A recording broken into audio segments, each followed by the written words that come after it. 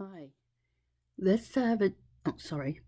Let's have a discussion about female cyborgs. Recently, I put up a video on female cyborgs. They were just short stories, but they were about female cyborgs. But how about we have a discussion on them? And I have a bit of notes to lead a discussion. And I'll be frank with you, I had a bit of help from what is it, GPT? Yeah, Chat GPT in coming up with them, but they're pretty good. Sometimes it spits out weird things, but for this, it had some pretty good answers. So, okay. One, it talks about technical description. The female cyborg has a mental exoskeleton that enhances her physical abilities, while interfaces allows her to control technology with her mind. So I guess she has something in her skeleton, like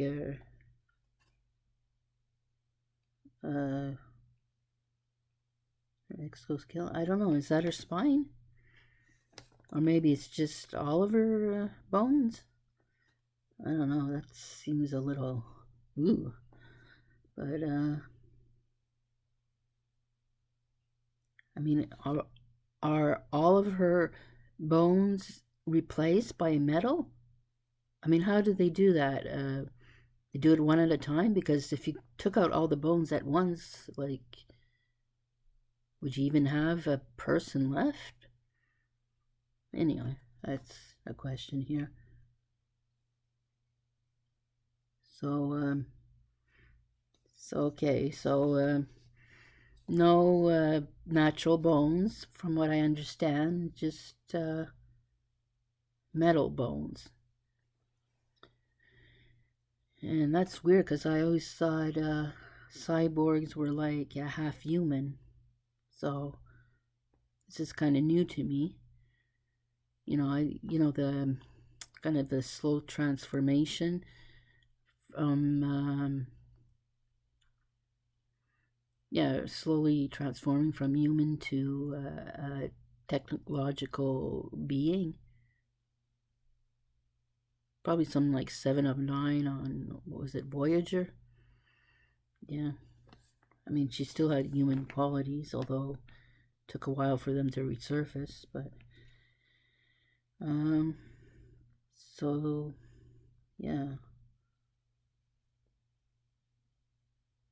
Uh,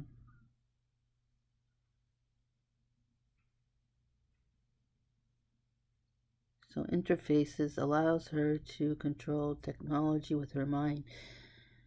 Wow.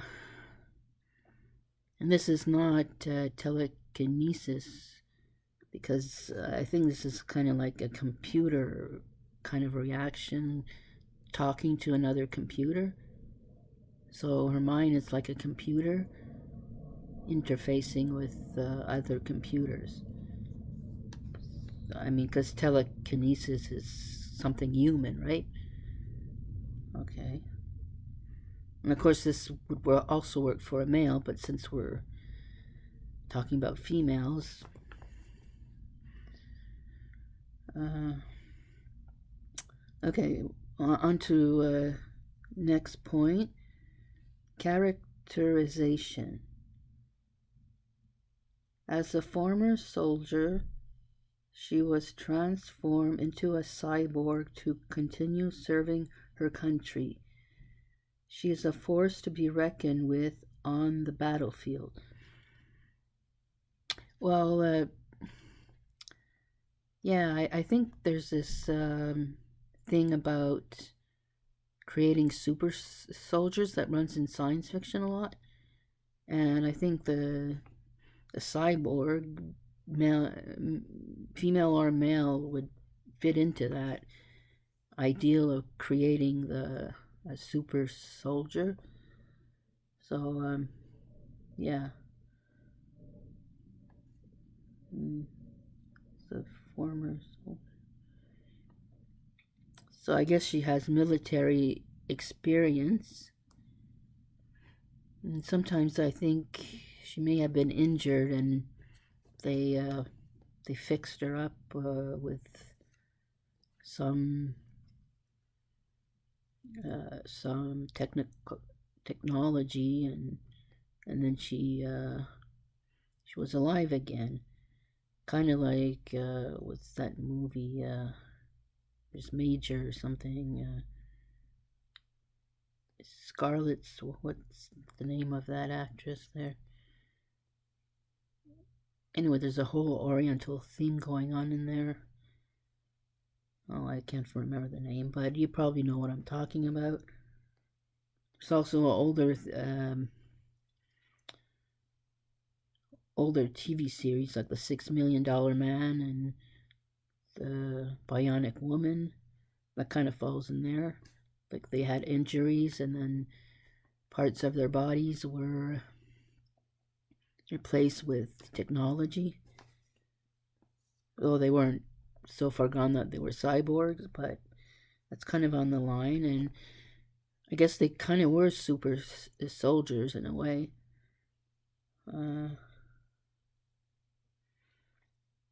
Okay.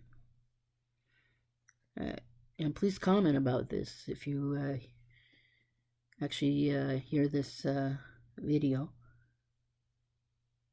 Okay, there's point number 3, futuristic fiction. In a world where technology has surpassed humanity, the female cyborg navigates the complexities of a society that values machines over flesh and blood. But as she begins to question her own programming, she discovers a desire for something more.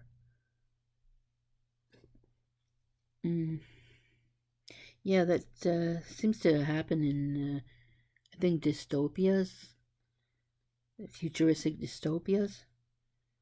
I don't know if it's something positive. I don't think that happens too much, this questioning, like the $6 Million Man or Bionic Woman. I don't think they question themselves too much, but that was more of a positive thing. But the one with Major, where she finds out that her mind was extracted from, I don't know, from some other body without her consent. That's more like a dystopia kind of thing there. So yeah, that's more like negative, but she doesn't have any means to do anything about it, and you see her trying to feel human by asking or paying someone to let her feel human. One point was it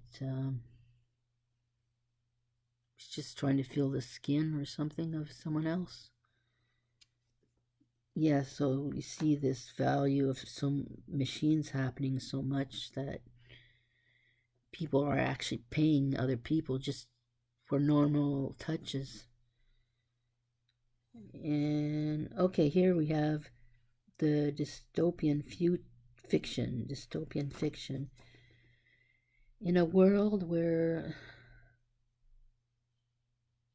what is this? Cyber ethics are the norm. The female cyborg is just another clog in the system. But when she starts to remember fragments of her past life, she realizes the horrors of what was taken from her and begins a rebellion against her oppressors. Yeah, that's kind of what happens with Why can't I remember the name of that movie? Anyway, with Major, when she starts to remember her memories, when she allows her memory to resurface, and sorry, my cat's there, and got a little Siamese cat here. Yeah, she does try to fight her oppressors, the people who created her, because she never asked to be created. It's kind of like a Frankenstein thing. The monster in Frankenstein, he never asked to be created, so he tries to make his creator responsible for him. Like to create a mate because he's lonely, he doesn't have one, he doesn't find someone else like him. So yeah, he kind of goes after him and that. So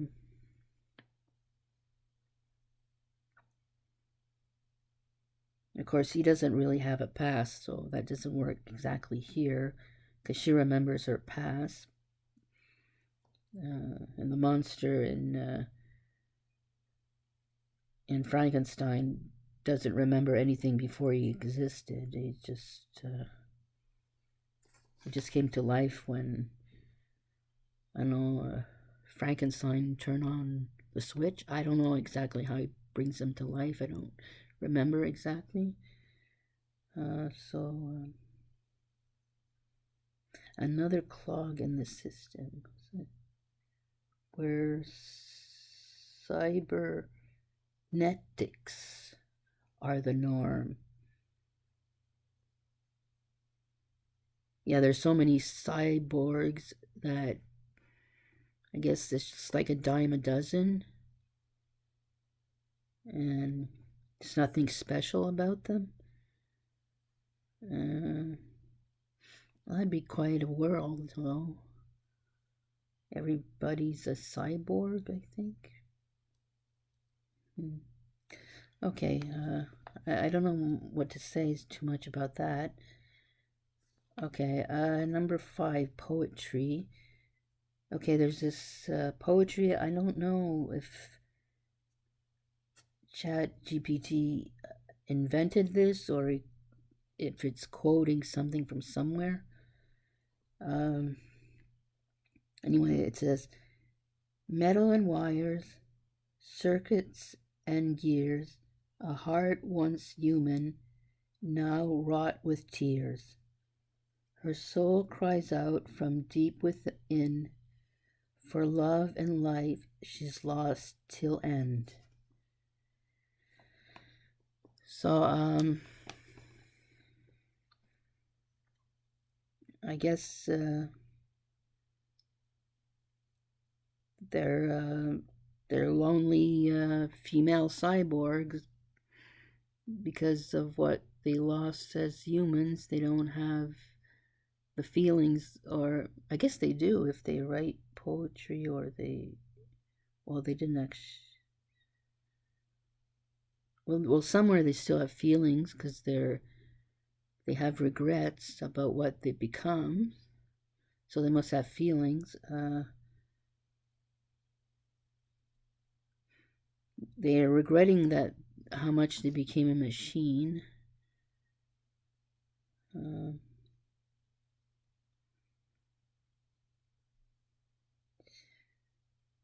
Yeah. Well, what else can I say about that?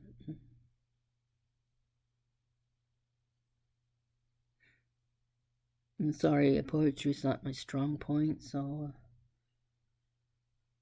I have an English degree, but poetry was never my strong point. Gears, heart once human, now wrought with tears. Her soul cries out from deep within, for love and life she's lost till end. I'm going to try this again. Metal and wire, circuits and gears, a heart once human, now wrought with tears. Her soul cries out from deep within, for love and life she's lost till end. I guess, I don't know, do cyborgs have a human heart? Did they keep that in? Or or do they give them an artificial heart? Sort of like Captain Picard, he had an artificial heart. But he wasn't a cyborg, his heart was replaced because of I think he got into some brawl or something.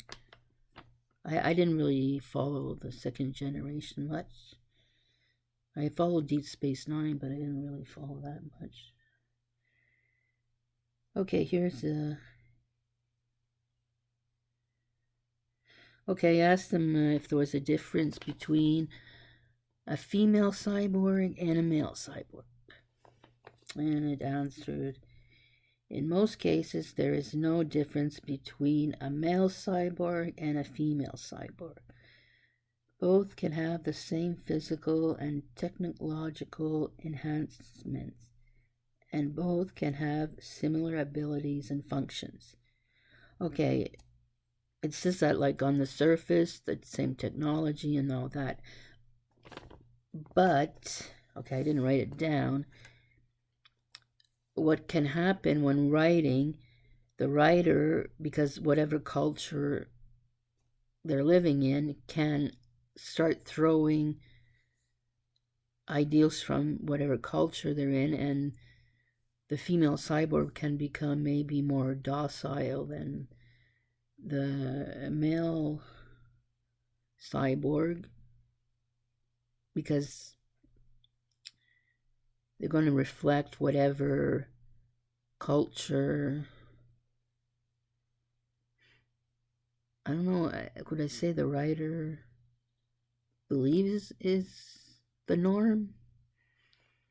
But technically, there's not supposed to be a big difference between a female cyborg and a male cyborg. And I don't know what else here. I think what they were talking about, it was, I didn't write it down, when the first cyborg appeared. I think it said somewhere in 1960 something, or 1960, but it was more of a positive thing then. It was just how technology could help people, and it wasn't this negative thing that we seem to see now. Like now it's kind of like Darth Vader, like he's half machine, and it's all kind of negative. But back then it wasn't like that. It was just more, yeah, the $1 million man and bionic woman, more positive. And well, that's it. I don't know if this was helpful for anyone, and I don't know if you like my video on the short stories about female cyborgs, but it's on my channel if you want to check it out. And I guess I'll see you later, since I have nothing else to say. So bye for now.